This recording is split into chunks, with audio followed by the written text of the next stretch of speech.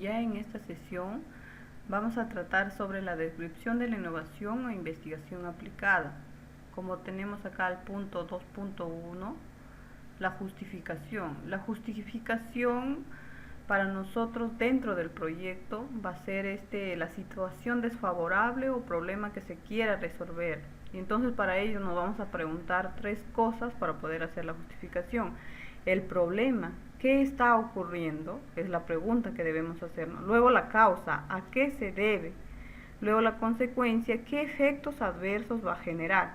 Como ustedes están viendo acá en la diapositiva, ahí tenemos los ejemplos. ¿Qué está ocurriendo? Un ejemplo. ¿A qué se debe el ejemplo?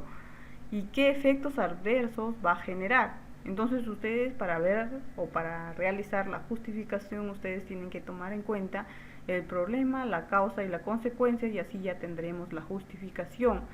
Ya que la justificación se puede explicar aquí el problema como una necesidad o como una oportunidad aún no aprovechada. Eso es la justificación de quién, del proyecto que nosotros estamos haciendo. Luego en la siguiente diapositiva nosotros vamos a verificar que tenemos descripción de la innovación e investigación aplicada, lo mismo, la segunda fase, pero ya tenemos el punto 2, que es el marco referencial. Ahora, ¿qué se refiere con marco referencial?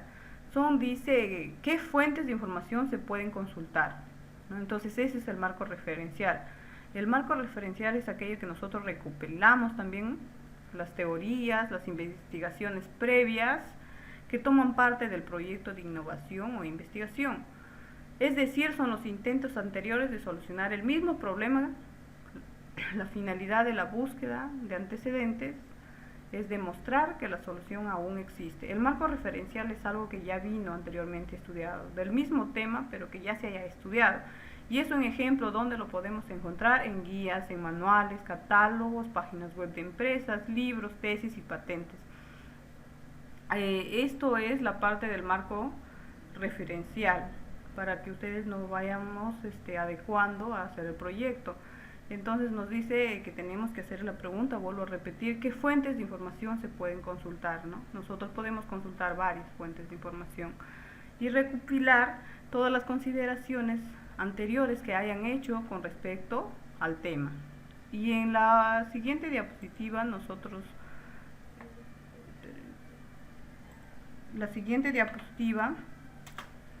se trata de dentro del 2.2 tenemos 2.2.1, que son los antecedentes. ¿A qué se refieren los antecedentes?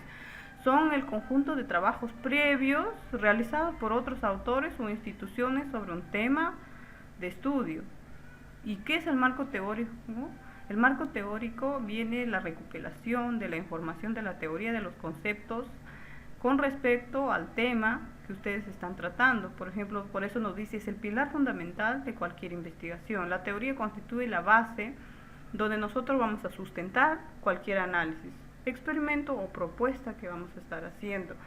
Luego nosotros nos vamos a la cuarta diapositiva, donde ya trata sobre el 2.3, que es el resumen ejecutivo, siempre de la segunda etapa. El resumen ejecutivo va a ser, jóvenes, una breve explicación de las partes importantes del proyecto, como por ejemplo ahí vamos a tener el problema, la descripción de la solución, la metodología, el plan de actividades, las conclusiones. En el caso de los proyectos de innovación siempre también vamos a incluir lo que es la población beneficiaria, ¿no? ¿Quiénes se van a beneficiar? Eso sería con respecto a lo que es el resumen ejecutivo. Luego pasamos a la quinta diapositiva, donde nos habla sobre el 2.4, que son las características técnicas o atributos del proyecto. En esta parte ustedes lo pueden dejar por ahora en blanco. ¿Por qué? Porque esto es ya cuando está el proyecto en sí, ¿no? Entonces cuando nos dice las características de técnicas o atributos del proyecto, ya se refiere a la sección de describir las características del producto, los procesos, servicios que genera el proyecto. Y tenemos tres casos: en el caso para el producto, en caso para el proceso y también un caso para lo que es el servicio. En caso del producto, ustedes qué van a poner en sus descripciones o características o atributos: cuál es el tamaño, cuál es el color, qué textura tiene, de qué material está hecho, cuál es la forma, cuánto pesa, cuál es el sabor, cuánto tiempo dura. En caso de productos, si ustedes hicieran sobre productos. Ahora, si ustedes hacen sobre el proyecto, sobre un proceso, ahí es donde ustedes ya se van a hacer las siguientes preguntas. ¿Qué fácil es de usar este proceso? ¿Qué tan confiable es? ¿Es seguro? ¿Es preciso? ¿Es rápido? ¿Se puede personalizar? Entonces, todas esas preguntas es para el caso de que ustedes tengan el título de un proyecto sobre un proceso. Y lo otro caso es para el de servicio. En el de servicio nosotros tenemos sus atributos también, las cuales ahí ya preguntaremos. ¿Es físico o virtual? ¿Qué tan costoso es? ¿Qué tan complejo es? ¿Es gratuito o pagado, rentado? ¿Cómo llega al cliente? ¿Se brinda un buen servicio de postventa? Entonces, ese es en cuanto al caso que fuera de servicios. Entonces ahí tenemos los tres casos. Si es de productos, si es de proceso o es de servicios a la que nosotros nos estamos abocando al proyecto. Y luego, como la última diapositiva nosotros tenemos es sobre, jóvenes, la última parte, que es la 2.5, el análisis comparativo de los atributos, características, mejoras o novedades de las tecnologías. Esta parte es con respecto siempre al tema o el título del proyecto. Este análisis consiste en contrastar las características o atributos más importantes de la solución propuesta con otras soluciones que ya hayan existido. Como por ejemplo acá, miren, lo vemos. En caso del anterior que nosotros habíamos dado un ejemplo del foco Moser, entonces acá tenemos las características y soluciones. Las soluciones serían el foco Moser, foco ahorrador. De repente tenemos dos, vamos a compararlos. Uso de la energía. Uno, que el foco Moser que estamos haciendo como título es solar, y el uso de la energía, el foco ahorrador, es eléctrica. Ahora, horas de uso, día, y el foco ahorrador día y noche. Entonces tiene sus ventajas y tiene sus desventajas, por decirlo así. Capacidad de iluminación, media, media alta. Entonces nosotros hacemos los comparativos entre su proyecto que ustedes tienen y el proyecto anterior de otra persona o de otra investigación que hayan hecho anteriormente.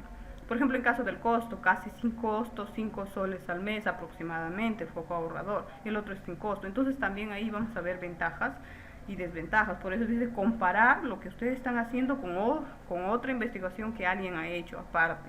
No solamente podemos tener dos comparaciones, podemos tres, ¿no? En este caso yo les había puesto uno. Entonces así nosotros con esto vamos terminando la segunda fase de nuestro proyecto innovador. Hasta aquí ustedes, espero las preguntas en el foro que nosotros tenemos y vamos a ir terminando.